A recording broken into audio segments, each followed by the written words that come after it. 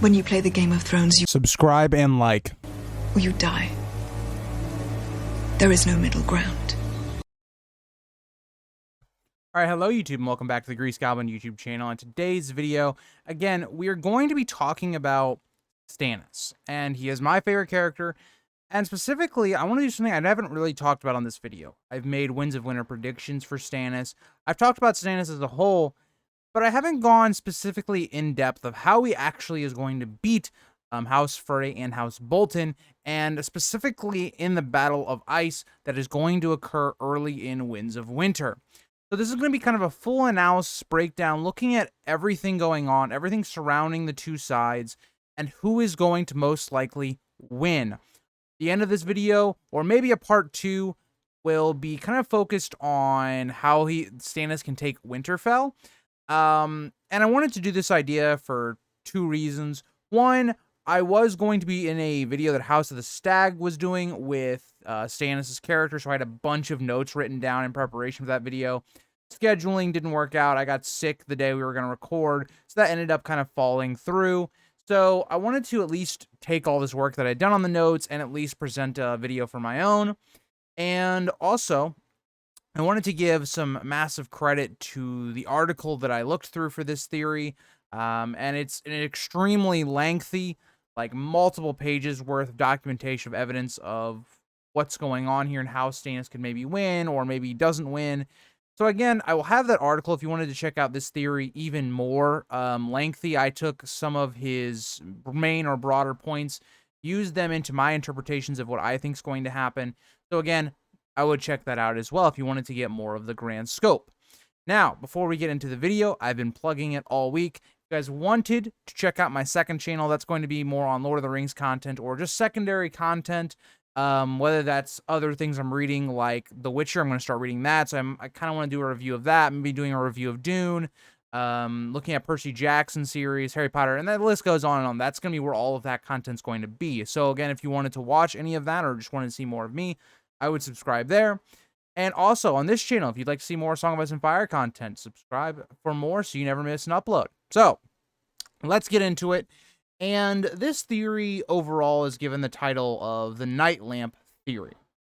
So again, there's a couple things that we need to establish with kind of the ends of Dance of the Dragons, and also a little into maybe the Winds of Winter sample chapters we've been getting. So we learn this idea that Stannis' men have been fishing in the lake, creating a bunch of holes that are making the ice unstable. Now, at this point, I also want to actually show the geography just to kind of show why Stannis' position at this village that he's at right now is very important. Because when you look at the geography and you see what Stannis is working with right now, Stannis is kind of in this middle strip with lakes on either side. And Stannis has been fishing these, making them much more unstable. And we're even told there's some foreshadowing that the ice could break because of all the holes they've been putting in the ice. So, if we look at it from this point of view, and the idea that the geography actually benefits Stannis really well here because of the vision. And we're going to talk about that a little bit later. I actually have a specific quote I want to bring into with Asha. It makes Stannis' position, especially for people like the Freys who know nothing of the geography of the North, it's going to make it extremely difficult for them to attack Stannis effectively. Because you have to be looking at the line of sights of which you attack Stannis here. If there is a beacon or something that draws in the Freys, because again, yes, there is a map. We know that Roose Bolton shows Hoston Frey, and he is the person in charge of this assault by the Freys and the Manderleys. He is going to really have to attack from a couple different strategies. Now, if he sees this beacon and he just is drawn in, he may just go straight into the lakes, which is what I think is possible. But the way you would have to efficiently attack Stannis is you would either attack him from one straight on or kind of a pincer maneuver. So again, this could be bad for Stannis, depending on how rash Hoston Frey is and how quickly he goes into the fight. Because if he doesn't take his time and kind of think about it and all of that, there's two things that could result in happening. One, because he doesn't maybe know exactly where the lake and the river stop, or the lakes stop, he could, even though he has the right strategy, still go into those lakes because of the vision and how horrible it is.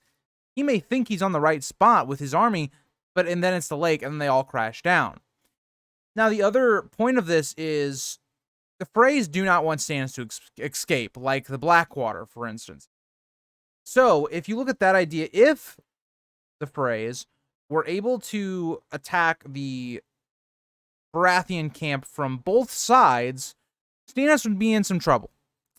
Now, I think Stannis evaluating, and if we look at the Freys and Hostine Frey as a whole, he doesn't seem to be a smart individual. And I think Stannis is kind of playing into that. So if I was going to guess on how that's going to happen, and we'll get much more into that as we go through this theory, is I think Hostine Frey is really going to see this beacon that he thinks is the light tower that basically Stannis is kind of at, and he's going to go straight towards it. Now, this is probably going to be much different because this is going to be probably a fake beacon set up to lure the Freys in. So that leads us to the question of, well, why would the Freys not be able to tell that this is a false beacon? And I want to bring you guys a quote from Asha. This comes from Dance. She was lost before she had gone 10 yards. Asha could see the beacon fire burning atop the watchtower, a faint orange glow floating in the air. Elsewise, the village was gone. She was alone in a white world of snow and silence, plowing through snowdrifts as high as her thighs. So, this shows us that an army kind of aimlessly wandering, just looking for one point, right, of this beacon, they could get easily lost, right? Asha is noticing that that's the only thing that's keeping her from getting lost, right, is that beacon. So if Stannis was to turn off the main beacon and present a different one on, say, a lake, it's going to massively screw up the Freys because they're not going to be able to see any conditions farther away than like 10 yards like Asha is describing, unless conditions get significantly better. So that is one factor of what's going on. Another factor we have is the idea that the Freys were sent out with the Manderleys. And we know the Manderleys up to this point have been plotting their revenge, right? Wyman Manderley, it already seems, has done some Frey pie work. He's already told Davos that he'd be willing to flip sides for the right price. This is the perfect time for Wyman Manderley to flip on the Freys. They're out in the cold. There could be a lot of things like, oh, there was an accident. Or even the better idea is that Wyman Manderley and the Manderleys could say that they got lost in the storm and couldn't make it to the battlefield. Again, Roose Bolton might see through this, but on face value, it's a perfectly good explanation because it would be extremely difficult in these conditions to actually find Stannis as a whole. So again, perfect situation for the Manderleys to either A, stay completely out of this battle and just let it be decided by either the Freys or Stannis winning, or two, they could help. They could come up behind the Freys. And like how we're talking about with a pincer maneuver with the Freys attacking Stannis, it could be the exact opposite, right? As the Freys maybe stumble on this lake, if they make it to the Stannis shore, or the side of the little strip of their town, they're slaughtered. And if they make it back to where they were, and they had come from, the Manderleys could slaughter them. So again, we see a great opportunity for a betrayal, and Wyman Manderley is set up in a perfect position. Another thing that I think we need to take into account. Hostine Frey, for all he knows about Stannis' position, is that Stannis is falling apart, and that his army is very weak, and he is starving.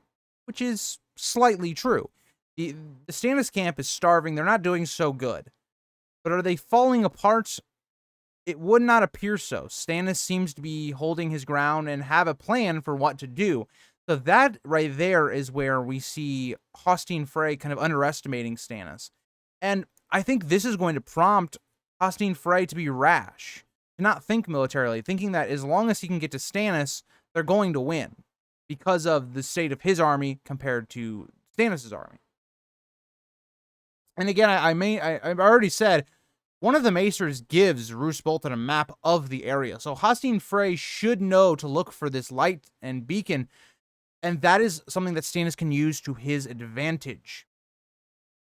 And again, another thing I said earlier, there's a max of 2 fronts on Stannis, which is a major advantage from Stannis. He can't be like straight up surrounded fighting on all fronts, and that's a big advantage that Stannis can use.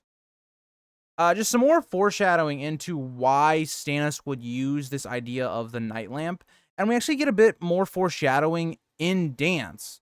So when Davos is in the Sisters, there's this idea that Stannis, while he was the master of ships in King's Landing for Robert, he had actually threatened the Lord of the Sisters that because they would do this idea where they would turn off the beacon so that the ships would come closer to the Sisters, they would wreck and whatnot.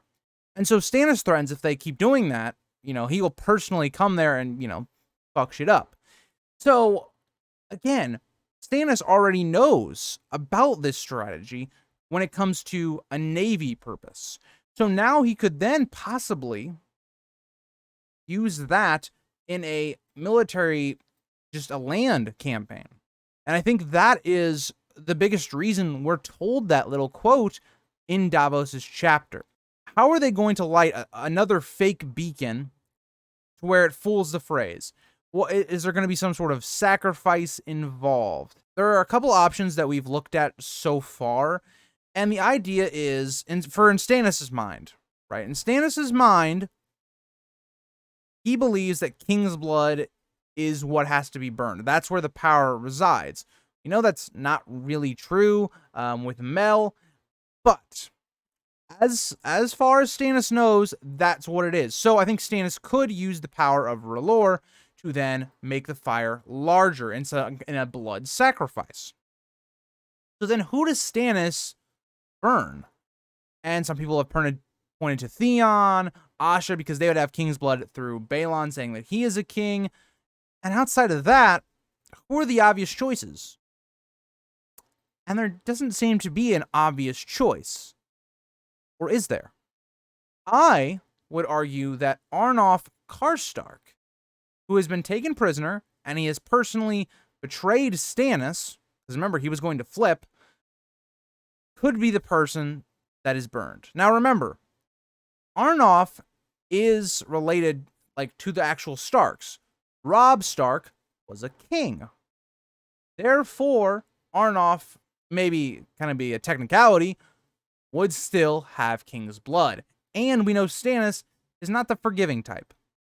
He would definitely want to kill Arnulf for this. So, I think what happens is Arnulf is burned at the stake, and this blood sacrifice is used to help light the beacon and make it even bigger, so that this is what attracts the phrase. And it also could do something else. It could enhance the flames of Lightbringer, or the fake Lightbringer that Stannis possesses. And I like this for a couple reasons. One, it's actually a great callback to when Robb beheads Lord Karstark, because in the long run, this actually could be detrimental to Stannis' cause, whether that's the Karstarks just straight up leave Stannis off of that, but who knows? Now, the other thing I think is an interesting part to play in this is that if the phrase, say, are defeated, right? And let's say the Manderleys actually didn't take part. They play a good late Walder Frey. Wouldn't it be ironic if Wyman Manderley uses Walder Frey's own strategy against Frey forces, where he just stays out of the battle and lets them get slaughtered by Stannis? That would be another really interesting parallel and be something that'd be awesome to see. Now, with all this said, Stannis could lose this initial battle, which I think would be very anticlimactic. I don't really think it's going to happen because narratively, I just don't think it makes a lot of sense with Asha and Theon then being maybe brought back into the Frey Bolton camp. I don't think that's what the foreshadowing, the lead up has been. I think Stannis is going to win this initial battle, and I think a lot of people do believe that as well. It's going to be what we're going to talk about probably in part 2, because I'm seeing this video is already about 15 minutes long, so we'll probably talk about this in a part 2, is can Stannis take Winterfell, and how would he go about doing that? because Winterfell is not some little castle that Stannis is going to be able to get into. It's going to take either a really good strategy militarily or a little bit of deception, and we'll see how Stannis does in that. So thank you guys all for watching, and I'm going to discuss that in a part 2. So if you guys are wanting that video, let me know down in the comments. I hope you enjoyed this video. Again, check out the article or the source talking about this theory in more depth, because the person that does it is fantastic. It's really long. It's a great read. I enjoyed reading it. I may have been a little dumb because I read like this whole entire section during class when I was making these notes earlier last week. But it's a great read. I would highly recommend it, and I will see you guys all on Saturday. Now, I put out a poll for the video for Saturday. Let me pull it up so I remember what the topics were. But again, if you guys want to have an influence on what's going to be on this channel, make sure you guys are voting in those community posts. But again, for Saturday's video, it's either going to be Rhaenyra and a full character analysis there. Cersei, kind of an analysis of her. Is she a stupid character, especially looking at her decisions in Feast for Crows and how she develops into that character. The fate of Mel, so this would be kind of like a Melisandre, Winds of Winter predictions type thing. Or how does young Griff take Storm's End in depth? So that'd be something similar to this video where I'm talking about a specific topic, not just like Winds of Winter, but really focusing in on all the details we've been given into Storm's End. So let me know what you guys think. If you have another option, go down in that poll on the community section and let me know. So thank you guys all for watching, and I'll see you in the next one. Bye, guys.